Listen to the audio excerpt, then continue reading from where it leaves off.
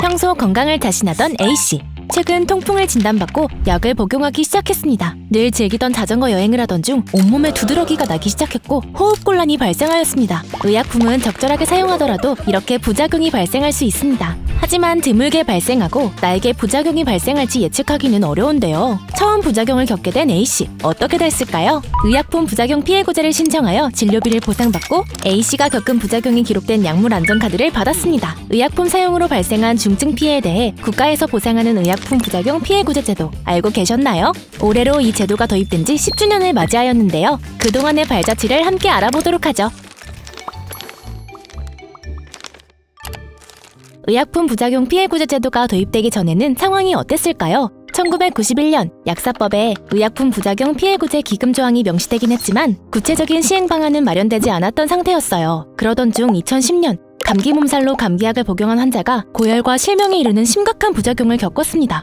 결국 환자는 스티븐스 존슨 증후군이라는 희귀병 진단을 받았고 제약사, 병원, 약국 등을 상대로 손해배상 소송을 청구했어요. 그러나 개인이 개별적으로 소송을 진행하고 부작용 피해를 입증하기란 쉽지 않았어요. 이에 2012년 행정입법부 자기에 대해 위헌 헌법소송을 제기하며 피해구제 제도 도입 필요성에 대한 목소리가 점점 커지게 되었습니다. 한편 2012년 의약품 부작용에 대해 체계적으로 조사하고 분석할 수 있는 한국의약품안전관리원이 설립되었고 의약품 부작용의 인과관계 규명 등을 심의하는 의약품 부작용 심의위원회가 구성되어 제도가 시행되는 데 필요한 기반이 만들어졌어요. 이후 2014년 의약품 부작용 피해구제를 위한 약사법 개정이 이뤄졌고 같은 해 12월부터 관련 규정이 제정 시행되기 시작했습니다.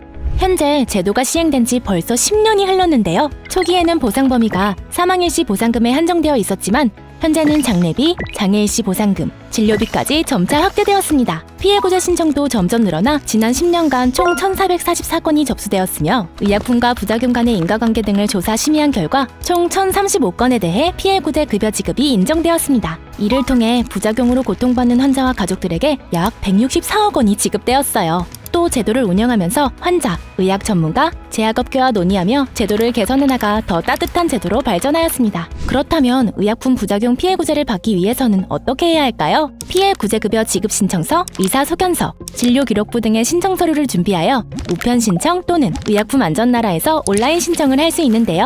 신청 서류 양식은 의약품 안전나라에서 확인할 수 있습니다. 또한 피해구제 신청 안내와 부작용 신고 상담은 한국의약품안전관리원에 전화 또는 챗봇을 통해 24시간 언제든지 가능한데요. 궁금한 점이 있다면 한국의약품안전관리원 14-3330에 전화 또는 카카오톡 한국의약품안전관리원 채널의 챗봇에게 물어보세요. 그동안 의약품 부작용 피해구제 제도는 환자들이 더 많은 혜택을 받을 수 있도록 보상 범위를 확대해왔습니다. 그런데 이제는 한 발 더 나아가 부작용 발생 사전 예방에도 힘쓰고 있습니다. 예를 들어 부작용 이력이 있는 환자가 같은 계열의 약을 다시 복용할 경우 중증 부작용 위험이 높은데 이를 방지하기 위해 의약품 처방 시 환자의 부작용 이력을 바로 확인할 수 있도록 의약품 안전사용 서비스를 통해 환자별 부작용 정보를 의사와 약사에게 제공하고 있습니다. 특히 올해 7월부터는 부작용 정보 제공 대상을 기존 66개 성분에서 전체 피해구제 성분으로 확대하여 더 안전한 의약품 사용 환경을 지원하고 있고요. 물론 의약품 부작용은 발생하지 않는 것이 가장 좋지만 누구에게나 찾아올 수도 있기 때문에 개인이 길고 어려운 소송 절차를 거치지 않고 국가로부터 의약품 부작용의 피해를 보상받을 수 있는 의약품 피해구제 제도는 없어서는 안 될 제도인데요. 앞으로도 이 제도가 더 많은 국민에게 든든한 버팀목이 될 수 있도록 지속적인 관심과 응원을 부탁드립니다.